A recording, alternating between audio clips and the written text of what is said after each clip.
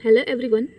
आज मैं अपनी इस वीडियो में आपको बताऊंगी कि रमन स्पेक्ट्रोस्कोपी क्या होती है, जो कि बीटेक फर्स्ट ईयर के इंजीनियरिंग केमिस्ट्री के सिलेबस में दिया हुआ है, जो कि बहुत इंपॉर्टेंट है। ये यूनिट 2 का है पार्ट।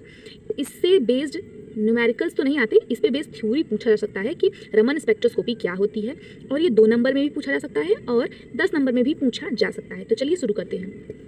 तो देखते हैं रमन स्पेक्ट्रोस्कोपी क्या होती है। तो देखिए, ये हमारी क्या है, एक टेक्निक है। जैसे कि स्पेक्ट्रोस्कोपी ही टेक्निक है क्या बताने के लिए, किसी भी मॉलिक्यूल का स्ट्रक्चर बताने के लिए।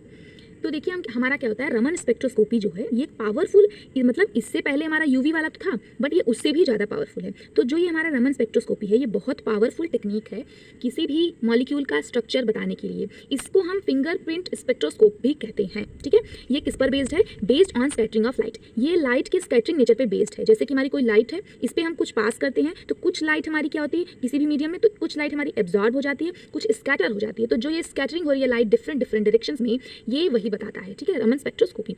तो आइए अब देखते हैं क्या होता है इसके आगे।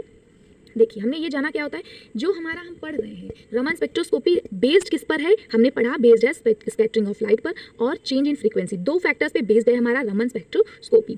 अब हमने ये देख लिया। अब हमने देखा कि हमारा रमन स्पेक्ट्रोस्कोपी तो बेस्ड है, लेकिन जो स्पेक्ट्रोस्कोपी बेसिक हम इसका पढ़ रहे हैं, 3 प्रोसेसेस इसमें इन्वॉल्व होंगे। कौन कौन से? एक तो स्कैटरिंग, एक तो ट्रांसमिशन और एक एब्जॉर्प्शन। क्योंकि लाइट जो होती है वो 3 ही नेचर को पजेस कर सकती है, जैसा कि हमने डुअलिटी थ्योरम में भी पढ़ रखा है क्लास 12th में।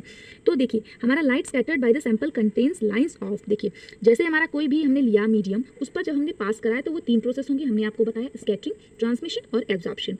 तो ये 3 प्रोसेस इसमें हो सकते हैं। या तो इंसिडेंट फ्रीक्वेंसी जो हो वो बराबर हो, या फिर उससे कम हो जो स्कैटर होकर जाए, या फिर उससे ज़्यादा हो। लेकिन ये 2 केसेस जो हैं, इन्हीं में चेंज आता है। इसमें तो इंसिडेंट फ्रीक्वेंसी की लाइट इंटेंसिटी और उसकी दोनों की क्या होती है, सेम। लेकिन जो सेकंड और थर्ड केस है, यही हमारा बताता है रमन स्पेक्ट्रोस्कोपी। क्यों बताता है? क्योंकि चेंज आ रहा है। और हमने बताया है पहले ही आपको कि इसका 2 मोटो है। क्या है? स्कैटरिंग ऑफ लाइट पे बेस्ड है और चेंज इन फ्रीक्वेंसी को बताता है। आइए अगला पढ़ते हैं, नेक्स्ट चीज। तो नेक्स्ट चीज क्या है हमारे पास? देखिए, हमने बताया आपको कि रमन स्पेक्ट्रोस्कोपी क्या है। अब आते हैं हम रमन लाइंस पे, क्योंकि रमन स्पेक्ट्रोस्कोपी और रमन लाइंस दोनों से एक दूसरे से को रिलेटेड है, तो इनके बारे में हम जानते हैं। तो रमन लाइंस क्या होते हैं? हमने क्या किया, मान लीजिए जो इंसिडेंट लाइट हुई, मान लीजिए जो इंसिडेंट लाइट है आपकी, इंसिडेंट लाइट है, उसकी फ्रीक्वेंसी हमने क्या मान ली, उसकी जो फ्रीक्वेंसी हमने मान ली वो न्यू नॉट मान ली। हमने ये लेट किया है, बिकॉज हम एज्यूम करे बिना कोई भी चीज़ बता नहीं सकते। तो एज्यूम किया हमने कि जो हमारी इंसिडेंट लाइट है उसकी फ्रीक्वेंसी क्या है, न्यू नॉट है। ठीक है, न्यू नॉट है। अब हमने क्या देखा यहाँ से कि न्यू नॉट फ्रीक्वेंसी, हमने लिखा भी है यहाँ पे कि new not frequency of incident light. तो हमने देखा, हमने बताना है रमन लाइंस क्या होती है। हमने बताया चेंज इन फ्रीक्वेंसी पर डिपेंडेंट है, चेंज इन फ्रीक्वेंसी। ठीक है, इंपॉर्टेंट पॉइंट है, इसको लिखना जरूरी है।